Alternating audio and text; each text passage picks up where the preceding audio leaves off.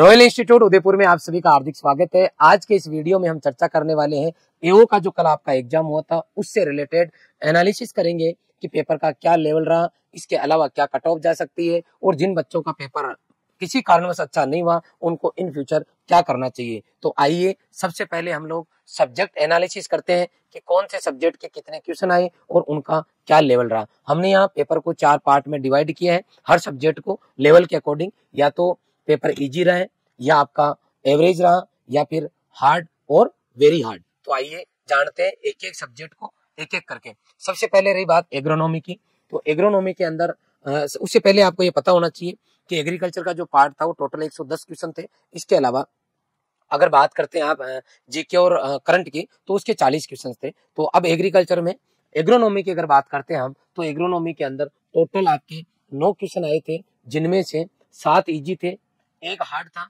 एक very hard था, तो टोटल 9 हो गए। तो ओवरऑल एग्रोनॉमी की बात करें तो सिंपल एग्रोनॉमी थी। अगर किसी बच्चे ने थोड़ा बहुत एग्रीकल्चर में ठीक ठाक एग्रोनॉमी में पढ़ रखा था तो उसका पेपर आराम से निकल पा रहा था। यहाँ पे मेरिट डिसाइड हम नहीं कर पाएंगे क्योंकि एग्रोनॉमी सभी की अच्छी गई है। अगर बात करता हूँ सोइल साइंस की, 9 क्वेश्चन इजी थे, एवरेज 1 था, हार्ड 1 था और वेरी हार्ड 1 था। 12 क्वेश्चन थे, तो लगभग 12 क्वेश्चन जो है वो सभी बच्चों के लिए एक जैसे थे और टफ नहीं थे, सिंपल थे, क्योंकि मेजोरिटी आपके पास 9 क्वेश्चन की जो है इजी की है। ठीक है, तो ये सोइल का पेपर था। हॉर्टिकल्चर की बात करते हैं तो हॉर्टिकल्चर का पेपर बहुत अच्छा पेपर आया था। कल मैंने सोइल साइंस का जो है जो पेपर था उसके अकॉर्डिंग महेश सर के साथ में डिस्कशन किया था कि पूरे के पूरे क्वेश्चंस जो है ये सोइल साइंस की बुक में से बैठे हैं सोइल के। तो कई बच्चे ये पूछ रहे थे कि सर हॉर्टिकल्चर के बताओ, हॉर्टिकल्चर की बुक के अंदर कौन सा पेज पे कौन कितने क्वेश्चन आए, इसके अलावा इंजीनियरिंग के बताओ। ऐसे बच्चे कुछ बच्चे कमेंट कर रहे थे कि सर उनके भी क्वेश्चन बैठे हैं क्या। तो ऐसा है बेटा, ओवरऑल जो पेपर है, चाहे यूपीएससी की बात हो, चाहे आरएस की बात हो, चाहे आपकी फर्स्ट ग्रेड किसी भी एग्जाम की बात हो, चाहे आप बात करो एओ की, डब्ल्यूओ की, आपका ओवरऑल चाहे जेडसीयूटी की बात क्यों ना करो, अगर बात करता हूँ एबीसी एग्रीकल्चर, बायोलॉजी, केमिस्ट्री, तो आप कितनी अच्छी तैयारी करो, इन 3 पेपर में से कोई एक पेपर टफ आता है। अगर बात करते हो नेट की पीसीबी तो उसमें भी कोई एक पेपर टफ होता है। पीसीएम की बात करते हो, अगर जेई की एग्जाम देने जा रहे हो तो कोई एक पेपर टफ आ जाता है। ऐसे 3 पे से एक पेपर टफ आता है। इसका मतलब है लगभग 30% जो सब्जेक्ट है वो आपके टफ आते हैं। इसका मतलब टफ का मतलब ही है कि आप एवरेज अगर पढ़ के जा रहे हो या सामान्यता जो पढ़ाई करते हैं हम या जो जितना कंटेंट पढ़ते हैं उसमें से क्वेश्चंस नहीं बैठेंगे, वहां आपको अलग से पढ़ के जाना पड़ेगा, या फिर दूसरे शब्दों में ये कहें कि वहां आपको छोड़ना होता है। यूपीएससी की कट ऑफ पूरे में से पूरे क्वेश्चन करने होते हैं, ऐसी नहीं जाती है, बहुत कम जाती है। आरएस की भी बहुत कम जाती है, 200 में से 71 चलेगी। जिसकी अच्छी तैयारी थी, बहुत अच्छी तैयारी थी, उसके भी 150 नंबर नहीं आ रहे हैं। इसका मतलब है आपको पेपर अटेम्प्ट करना आना चाहिए कि कैसी भी सिचुएशन क्यों ना हो, पेपर कैसा भी दिया जा सकता है। कंटेंट जो आपने पढ़ा है उसमें से कितना आप वहां एक्चुअल में कर पाते हो। जो पेपर ही टफ बनाया अगले ने और आपके लेवल से बाहर ही पूछ लिया, उस टाइम आप और मैं कुछ नहीं कर पाएंगे। वहां वो बच्चा जीतेगा जो पेपर जिसको अटेम्प्ट करना ढंग से आता हो, किसको छोड़ना, किसको करना, कैसे करना, पेपर में जो है जिसने कॉन्फिडेंस बना के रखा वही बच्चा वहां जीत पाता है। इसलिए हॉर्टिकल्चर की अगर आप बात करते हो तो हॉर्टिकल्चर का पेपर बहुत अच्छा आया और मैं तो कहता हूँ 2-3 पेपर ऐसे आने चाहिए, अंदर क्वेश्चन आने चाहिए, ताकि हर सिचुएशन, आप ऑफिसर बनने जा रहे हो, हर तरह की सिचुएशन हो सकती है आपके सामने। आप किसान से मिल रहे हो और कहीं मिल रहे हो, आप कोई डॉक्टर बनने जा रहा है तो उसको भी कुछ भी दिया जा सकता है। इंजीनियरिंग करने जा रहा है, इंजीनियर के पास भी कोई सी भी सिचुएशन आ सकती है। तो हमेशा प्लस की सिचुएशन थोड़ी आती है, कई बार माइनस भी तो आता है। तो माइनस में आप अपने दिमाग में आपा तो नहीं खोते, कहीं होच तो नहीं होते, आप अपने आप का पेशेंस मेंटेन करके रखते हो। इसका मतलब ये हुआ कि हॉर्टिकल्चर का पेपर जिस तरीके से हमने पढ़ाया या जितना कंटेंट एओ के अकॉर्डिंग पढ़ाना चाहिए था उससे बाहर गया पेपर। ये बात सही है, बाहर गया मतलब 3 पेपर में से एक में टफ होता ही है। तो यहाँ अगर 15 सब्जेक्ट थे तो एवरेज 4 से 5 सब्जेक्ट आपके जिस रेंज में या एओ के हिसाब से आपने तैयारी की थी उस रेंज में क्वेश्चन नहीं आया। अगर आप उस रेंज के क्वेश्चंस को करने चलोगे ना तो पता चलेगा कि 3 साल तक ही आप जो है उस कंटेंट को तैयार नहीं कर सकते। इसका मतलब है एग्जामिनर अच्छे से जानता है क्या देना है क्या नहीं देना। आपको ये पता होना चाहिए कि क्या छोड़ना है और क्या करना है। तो हॉर्टिकल्चर का पेपर बहुत अच्छा पेपर आया। इसको डिवाइड किया हमने हमारी टीम ने, देखिए कितने क्वेश्चन इजी आए कितने टफ आए वो देखते हैं। अच्छा, मैं एक बार और बोलता हूँ बच्चों को कि कोचिंग सेंटर का, मेरे यहाँ पिछले 5 वीडियो अपलोड किए हुए हैं, अगर डब्ल्यूओ से रिगार्डिंग, प्री पीजी के रिगार्डिंग या एग्रीकल्चर सुपरवाइजर का, तो आप देखना जाके। मैं हर बार बोलता हूं कि इंस्टीट्यूट का योगदान रिजल्ट में केवल और केवल 10% होता है खींच के। जहां कॉम्पिटिटिव एग्जाम आ जाते हैं और नौकरी वाला पेपर होता है, अगर वो पेपर 12वीं के लेवल तक का हो, 9, 10, 11, 12 या फिर नीट जेई सीयूटी इस लेवल तक का हो, तो कोचिंग का वेटेज 50 से 70% तक हो सकता है। लेकिन अगर कोई बच्चा कंपटीशन एग्जाम देने जा रहा है, नौकरी के लिए पेपर देने जा रहा है, वहां केवल 10% वेटेज ही हमेशा इंस्टीट्यूट का काउंट होगा। 90% वेटेज बच्चे का खुद का रहता है। वो खुद जिस दिन वो फॉर्म भरता है, जिस दिन वैकेंसी आने की संभावनाएं बनती है, जिस दिन वो ये सोचता है कि मुझे एग्जाम की तैयारी करनी है, और उस दिन से लेके लास्ट तक जो बच्चा लगातार लगा रहता है, हर एक तरीके से हर एक कंटेंट को पढ़ते हुए, पेपर देते हुए, तब जाके लास्ट में जो बच्चा लिस्ट में नाम लिखवा पाता है। बेटा इतना आसान काम नहीं है। मैं धन्यवाद दूंगा बोर्ड को कि उन्होंने एक बच्चे की वास्तव में जिस तरह की परीक्षा होनी चाहिए वैसा ही यहाँ पे पेपर बनाया। हॉर्टिकल्चर की बात करता हूँ, इजी आपके 4 क्वेश्चन है, एवरेज 4 है, हार्ड जो है 4 है, वेरी हार्ड 5 है, और टोटल 17 क्वेश्चन आए हॉर्टिकल्चर के। ये मेरे डिसाइड करने वाला सब्जेक्ट है, लेकिन ये मेरी डिसाइड तब हो रही थी जब छोड़ रहे थे। यहाँ पे जाके या तो आपका कॉन्फिडेंस लूज हो गया कि मेरी हॉर्टिकल्चर तो बहुत अच्छी, मेरे तो हवाई नहीं लग रही, या तो कॉन्फिडेंस लूज हो गया तो भी आपको नुकसान हुआ। और क्वेश्चन देखते हैं आपके दिमाग में था अरे कि भाई छोड़ने के लिए भी आते हैं। अगर आपने एओ की टेस्ट सीरीज दी है तो बहुत सारे क्वेश्चन हमने ऐसे दिए जो आपसे नहीं हुए होंगे, तो वहां पर यह दिमाग लगाना था आपको कि भाई ये छोड़ने वाले छोड़ो, आगे बढ़ो, अपने तो फटाफट आगे बढ़ो। तब जो बच्चा कॉन्फिडेंस में रहा वही यहाँ नौकरी लेके जाएगा। फॉरेस्ट्री का कोई क्वेश्चन नहीं इसके बीच में नहीं आया आपके। सेल बायोलॉजी की बात करता हूँ तो एक क्वेश्चन आया, एवरेज क्वेश्चन था। जेनेटिक्स और प्लांट ब्रीडिंग की बात करता हूँ, 2 इजी थे, 5 एवरेज थे, इसके अलावा 2 हार्ड थे, 1 वेरी हार्ड। 10 क्वेश्चन आ गए आपके इसके अंदर, ठीक है। प्लांट फिजियोलॉजी की बात करता हूँ, 7 क्वेश्चन आए हैं। प्लांट फिजियोलॉजी बहुत अच्छे से हमने पढ़ाई, प्रैक्टिस कराई बार बार, और ये आपके 7 क्वेश्चन आए। और इसके अलावा बायोमोलिक्यूल की बात करता हूँ तो आपके 2 क्वेश्चन है और दोनों ही आपके एवरेज है। इसके अलावा बायोटेक्नोलॉजी का कोई क्वेश्चन नहीं आया।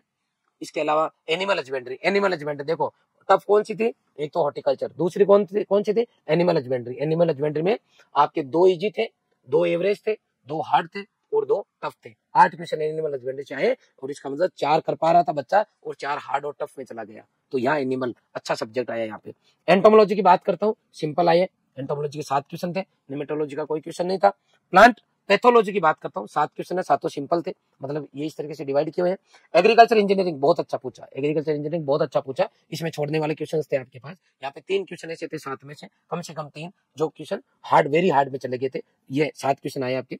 स्टेट के अच्छे क्वेश्चन आए, ठीक ठाक से गए, तो 2 क्वेश्चन टफ में चले गए थे, बाकी बच्चे की ठीक ठाक प्रैक्टिस थी, तो इधर इजी आपके मॉडरेट एवरेज, और इधर जो है हार्ड वाले में भी 3 चले गए। तो इसका भी स्टेट का भी अच्छा पेपर था, बच्चे इसके लिए भी मुझे पूछ रहे थे, ये हो गए।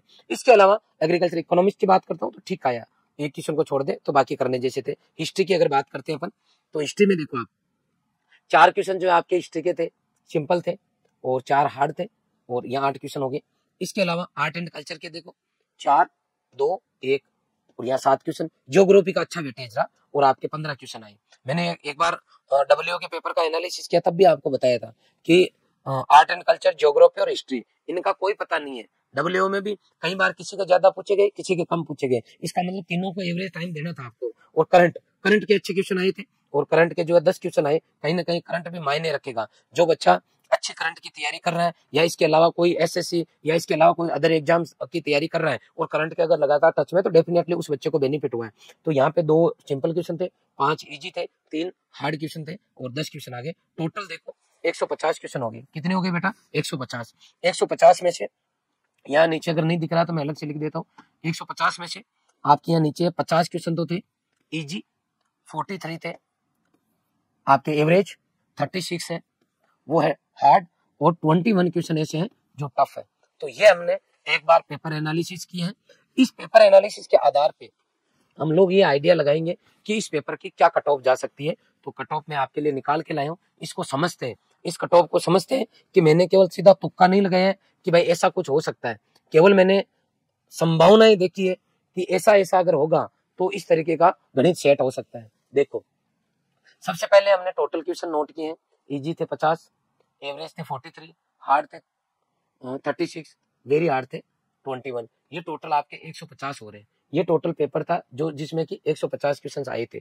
अब हम देखेंगे कि बच्चों के सही होने की क्या प्रोबेबिलिटी रही होगी, कितने सही हो सकते हैं, एक्यूरेसी क्या रही होगी।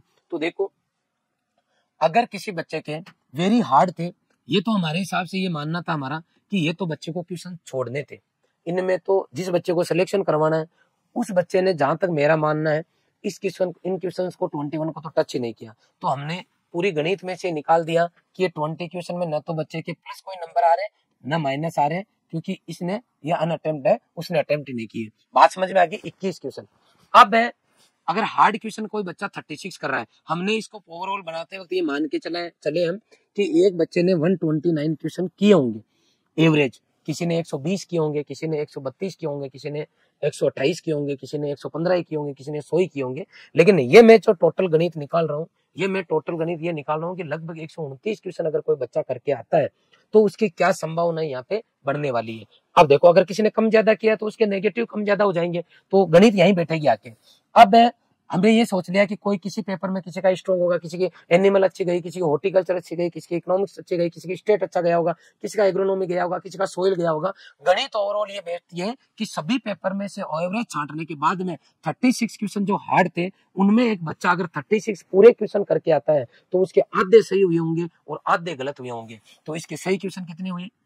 18, और गलत कितने हो गए? 18 इसके गलत हो गए। इनमें से 43 जो एवरेज क्वेश्चन हम मान के चल रहे हैं, इजी से थोड़ा सा लेवल का क्वेश्चन था, वो अगर बच्चा को आ रहा है तो ये अगर उसने 43 पूरे क्वेश्चन किए हैं तो भी ये मान के चलो कि 75% उसकी एक्यूरेसी उस बच्चे की रही होगी जिसकी तगड़ी तैयारी थी और जिसको लगता है कि भाई मेरा सिलेक्शन होना चाहिए। वो बच्चा 43 में से 75% क्वेश्चन सही करके आया होगा, तो 32 तो उसने सही कर दिए और बाकी बीच में गैप बच्चा वो उसके गलत हो गए। अब अगर इजी क्वेश्चन 50 आए पूरे पेपर में, 150 में से 1/3 पेपर आपका इजी रहा है। वैसे तो रेशियो यूं बोलता है कई बार कि लगभग 50% या 60-70% पेपर इजी आता है, बाकी जो है टफ होता है। लेकिन यहाँ पे लगभग आप ये मान के चलो कि 33% ही पेपर ऐसा है जो कि इजी रहा है, जिसके हमने 50 क्वेश्चन मान लिए। और जो बच्चा नौकरी लगने वाला है वो बच्चा यहाँ पे 90% एक्यूरेसी के साथ में इजी क्वेश्चन करके आएगा। इसका मतलब है 50 में से 5 क्वेश्चन उसके इजी गलत हो गए और 45 उसके सही है। अब उसके सही क्वेश्चन अगर पर निकालते हैं तो 45 + 32 + 18 इनको सब जोड़ोगे तो 95 क्वेश्चन। 21 क्वेश्चन तो उसने किए नहीं, पीछे ये टोटल बच गए 129 में से 95 उसके सही हो गए, तो पीछे गलत कितने हो गए? 34। एक क्वेश्चन 1 नंबर का है तो उसके राइट क्वेश्चन हुए 95, गलत हुए इतने। गलत होने पर 1/3 नेगेटिव मार्किंग, तो 11.33 जो है इसके नेगेटिव हो जाएंगे, तो 83.67। इसका मतलब है अगर कोई बच्चा जनरल कैटेगरी का है तो हमारे हिसाब से उस बच्चे की कट ऑफ लगभग 83 से 84 जानी चाहिए। ये हमारी फाइनल कट ऑफ है जो हमारी टीम ने और मैंने बैठ के डिस्कस किया, बच्चों से बातचीत की। उसका आंकड़ा ये पहुंचता है कि कोई जनरल ओबीसी का बच्चा है तो उसकी कट ऑफ ये रहेगी। इसके अलावा SC ST कोई कैटेगरी का EWS का है तो 1 से लेके 5 नंबर इसमें से आप कम कर सकते हो। ज्यादा से ज्यादा 2 नंबर ज्यादा जा सकती है या 2 नंबर कम जा सकती है, जहां तक मेरा मानना है। बाकी ये इतनी ही कट ऑफ इसकी रहनी चाहिए, बाकी तो समय बताएगा। आगे बात समझ में। अलग अलग कैटेगरी के बच्चे 1 से 5 क्वेश्चन का अपना डिफरेंस अकॉर्डिंग टू कैटेगरी देख सकते हैं, इसमें चेंज हो सकता है। अब की सर बच्चा जो टॉपर बच्चा है उसके क्या क्या रेशियो रह सकता है, टॉपर बच्चे के कितने नंबर आ सकते हैं। मैंने टॉपर भी निकालने की कोशिश की है। तो यहाँ देखो, अगर टॉपर बच्चा है जो टॉप करेगा वो भी ये तो छोड़ के ही है, तो यहाँ तो कुछ नहीं मिलना उसको। और यहाँ पे 36 में हो सकता है इसकी 50% की जगह इसकी एक्यूरेसी 60% हो, तो 21.6 जो है इसका यहाँ पे रेशियो बैठ जाए। हालांकि ये डिजिट में भी आ सकता है, केवल मैंने मेरे स्तर पे परसेंटेज मानना है, इसलिए ये जो है फ्रैक्शन पार्ट भी इनका आ रहा है। बाकी इनको आप राउंड फिगर में भी काउंट कर सकते हो, ठीक है। 43 क्वेश्चन हमारे हिसाब से एवरेज थे, तो इस बच्चे के 80% एक्यूरेसी जा सकती है, इससे 5% एक्स्ट्रा हो सकती है, तो इसके 34.4 यहाँ बैठ सकता है स्कोर। और इजी जो थी इसकी 90 है, तो लगभग इसी की 90 मानो तो ये आपके हो गए 45। इन सबको हम ऐड करेंगे तो ये टोटल हो गए आपके 121 क्वेश्चन जो कि उसके सही हो रहे हैं। तो टोटल हो रहे थे 129 में से अगर 101 निकाल देंगे तो 28 बचेंगे, तो 28 क्वेश्चन उसके गलत हो गए। तो 129 टोटल क्वेश्चन थे, 28 उसके गलत हुए हैं टॉपर के, और 101 जो है उसके राइट हो गए। अब 28 तो ये क्या है, क्वेश्चन है, 1/3 इनकी नेगेटिव होगी, तो 1/3 करोगे तो 9.33 इसके लेस होंगे। किस में से होंगे, 101 में से। तो रिजल्टेंट क्या बचा, 91.67। मतलब जिस बच्चे के काट पीट के 91-92 नंबर आ रहे हैं, 91 92 स्कोर हो रहा है, हमारे ख्याल से वो बच्चा कल के पेपर में फर्स्ट रैंक ला सकता है। बाकी तो देखो आने वाली सिचुएशन बताएगी कि एक्चुअल में क्या होता है, फाइनल आंसर की भी आ जाएगी, लेकिन अभी तक जो हमने चर्चा की है उसके अकॉर्डिंग ये बात रही है।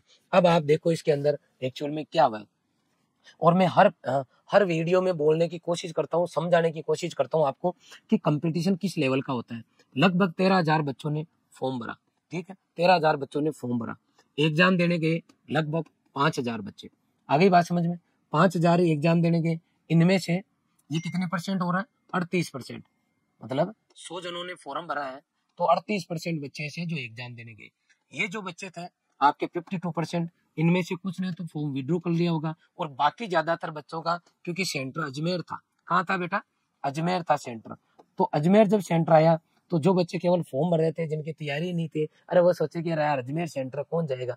अगर ये सेंटर मान के चलो अगर राजस्थान में 5 जगह होते तो ये फॉर्म में इस एग्जाम में बैठने वाले बच्चों की संख्या लगभग 8,000 हो जाती। कितनी हो जाती, 8 से 9,000 हो जाती, क्योंकि सेंटर ही दूर रहा। तो ये मान के चलो आप कि बच्चे गए नहीं देने, जिसके ठीक ठाक सी तैयारी थी, या कोई कहीं काम कर रहा है या 2 दिन घूम के आऊंगा, वही बच्चे या तो 2 दिन घूमने वाले, या फिर जिसकी तैयारी थी वही बच्चे शामिल हुए। तो ये कितने बच्चे बच गए, टोटल 5,000, अराउंड 5,000 से थोड़े कम थे, लेकिन 5,000 मान लो। अब 5,000 बच्चे तैयारी दे, ये थे जो पेपर देने आए। अब देखो इनमें से 5,000 में से आप देखो कि आधे बच्चे 50% ऐसे थे जो पेपर देते देते सो गए।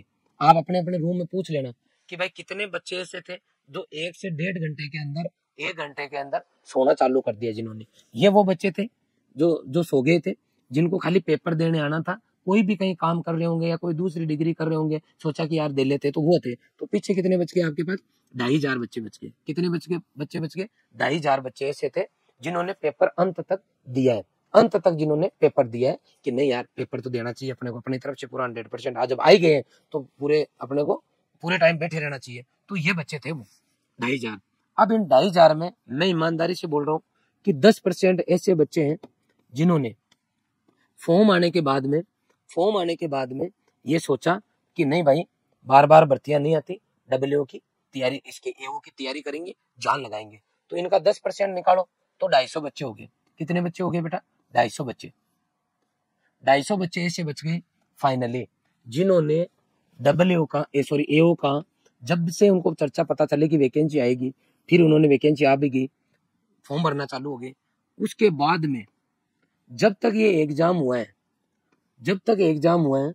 तब तक 24 आवर्स ऐसे हुए हैं जो कि पूरी एनर्जी इन्होंने अपने लगाई। चाहे कंटेंट की बात, इनको अगर कहीं पर लगा कोई बुक्स और पढ़नी चाहिए तो इन्होंने बुक्स लाने में, पढ़ने में कमी नहीं छोड़ी।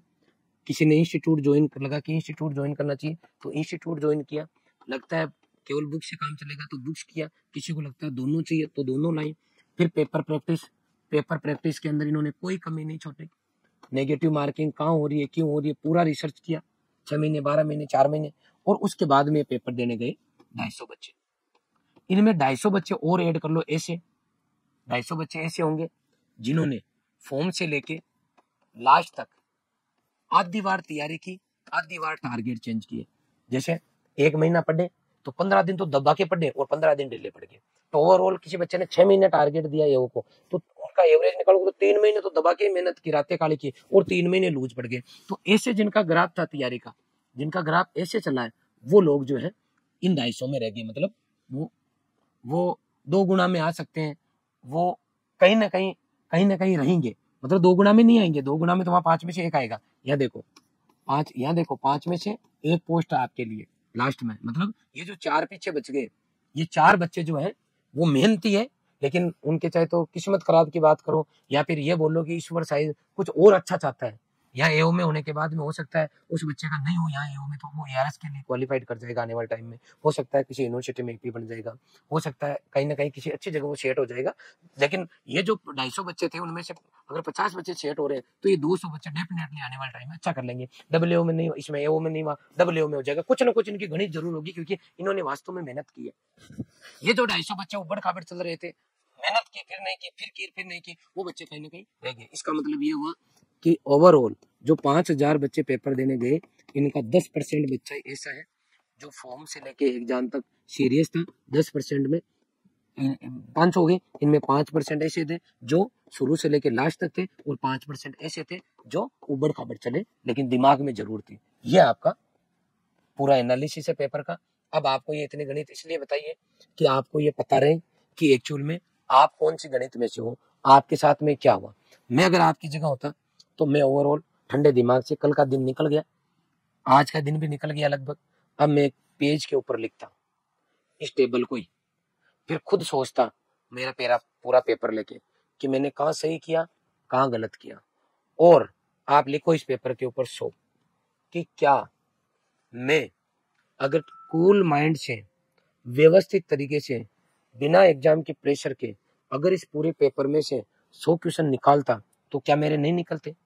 तो आप ये सोचोगे कि अगर मैं पेपर में होचपोक नहीं होता, अगर मैं टेस्ट की प्रैक्टिस कर लेता, या इन 3-4 सब्जेक्ट को मैं इस तरीके से कवर करता, और ये पॉइंट मेरे जो वीक रह गए अगर मैं उनको और इम्प्रूव कर लेता, तो डेफिनेटली मैं 100 का आंकड़ा पार कर जाता। तो ये पूरा एनालिसिस करना जरूरी है। ये करके साइड में रखो। अब आगे का सोचो कि आगे क्या करना। आगे अपने पास डबल का एग्जाम है, उसके लिए वापस टेबल बनाओ और अपने सब्जेक्ट में जो आपके वीक रह रहे उनको स्ट्रॉन्ग करो। मैं वापस रिपीट कर रहा हूँ कि जो बच्चा नॉलेज लेके घूम रहा है, उस बच्चे को इस दुनिया में पैसा और इज्जत कमाने से कोई नहीं रोक सकता। आप इस तरीके से तैयारी करो कि आप टीचर बन सको। देखो मैं आपको बताना चाहता हूँ बेटा, अगर कोई भी आप में से अगर किसी बच्चे की, अभी हमें हमारे इंस्टीट्यूट के अंदर आपको बता दूं, एंटोमोलॉजी के अच्छे टीचर की हमें जरूरत है। एंटोमोलॉजी कोई पढ़ाने आए तो हम उनको रख लेंगे, कोई तकलीफ नहीं है। इसके अलावा हमें यहाँ एग्रीकल्चर इंजीनियरिंग की जरूरत है, इसके अलावा एग्रीकल्चर इकोनॉमिक्स की जरूरत है, इसके अलावा एग्रीकल्चर एक्सटेंशन की जरूरत है। बाकी लगभग स्टाफ हमारे पास 8% अवेलेबल है। इसका मतलब हम आपको 4 वैकेंसी दे रहे हैं। अगर किसी बच्चे ने एओ की ढंग से तैयारी की थी और उसको आज इन सब्जेक्ट का तगड़ा नॉलेज है, तो कल से ही वो बच्चा यहाँ इंस्टीट्यूट को ज्वाइन कर सकता है। और ये रॉयल की बात नहीं कर रहा, आप कहीं पर भी जाके ज्वाइन कर सकते हैं। अच्छा पैसा आपको मिल जाएगी, इज्जत आपको मिल जाएगी। बात मेन मुद्दे की ये है कि आप पढ़ते वक्त इस तरीके से पढ़ो कि आप टीचर बन सको। मैं ये नहीं कह रहा कि जिंदगी भर टीचर बनना है, लेकिन टीचर बन सको इसके लिए आप जब दिमाग में आप ये इंस्ट्रक्शन डालोगे कि मुझे टीचर बनना है, तो हर चीज को आप अच्छे से समझोगे, कॉन्सेप्ट क्लियर होंगे तो आपकी नॉलेज बढ़ेगी तो आपका कॉन्फिडेंस बढ़ेगा। तो आप ये मान के चलो कि अपने आप को एज ए टीचर तैयार करो। आपको नौकरी लगे नहीं लगे वो छोड़ो, आपको इस बात का कॉन्फिडेंस होना चाहिए कि आपको जो है ना नॉलेज हुआ है। अब मैं इंस्टीट्यूट की तरफ से आपको बताना चाहूंगा कि ऐसे बच्चे जो डब्ल्यू को टारगेट कर रहे हैं, तो उन बच्चों के लिए हम लोगों ने 6 वॉल्यूम निकाले हैं। वॉल्यूम 1, 2, 3 और 4, ये 4 वॉल्यूम वो है जो कि हम मतलब यूजी और पीजी के कोर्स को हमने कवर किया है। इसके अंदर आपके सभी सब्जेक्ट जो मैंने अभी पीछे बताए वो सब सब्जेक्ट यहाँ अवेलेबल है। वॉल्यूम 5 के अंदर एमसीक्यू है, इन सब के एमसीक्यू है। और 6 वॉल्यूम जो है उसके अंदर पीवाईक्यू है, पुराने पेपर्स दिए हुए हैं। अगर कोई बच्चा इनको लेता है, बहुत अच्छे से बनाया हमने कंटेंट, 6 बुक है ये, 3250 रुपए इनका चार्ज है। अभी हमने 30% डिस्काउंट दे रखा है, 2275 रुपए में ये कंटेंट आपको मिल जाएगा।